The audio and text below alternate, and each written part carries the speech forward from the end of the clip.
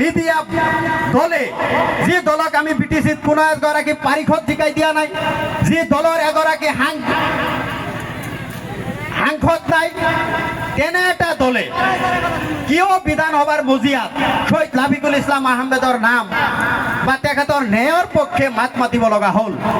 BPFৰ 10গৰাকী MLA আছে, যি 10গৰাকী MLA যোৱা বিধানসভা নিৰ্বাচনত আমাৰ মানুহে 50%তকৈ অধিক মানুহে ভোট দি নিৰ্বাচনত জিকাইছে।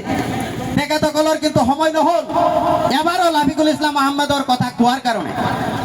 তদুৰূপ ধৰণে UPPL দলৰো 3গৰাকীকে সাংসদ দিল্লীত আছে, তেওঁলোকৰো সময় নাই শহীদ বীৰ লাফিকুল ইছলাম আহমেদৰ হত্যাকাণ্ডৰ ন্যায়ৰ প্ৰসংগত কথা কোৱা।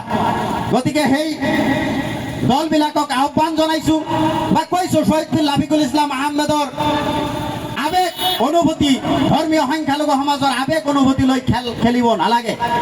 শহীদ বীৰ লাফিকুল ইছলামে কি কৰিছিল? শহীদ বীৰ লাফিকুল ইছলামে BTC অঞ্চলৰ লাঞ্ছিত বঞ্চিত শোষিত ধৰ্মীয় সংখ্যালঘু সমাজখনৰ যি মানুহখিনিয়ে যুগ যুগ ধৰি এই অঞ্চলত বসবাস কৰি আছে, সেই মানুহখিনিক ওপৰত যাতে হাৰাশাস্তি নহয়, সেই মানুহখিনিক যাতে নিজৰ ভেটি মাটিৰ পৰা উচ্ছেদ হ'ব লগা নহয়, তাৰ কাৰণে সংগ্ৰাম কৰিছিল।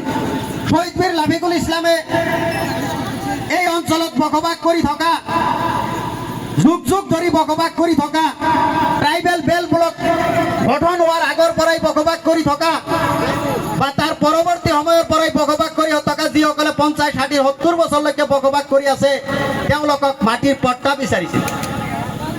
আজি দেখা গৈছে আমি যোৱা পৰিষদীয়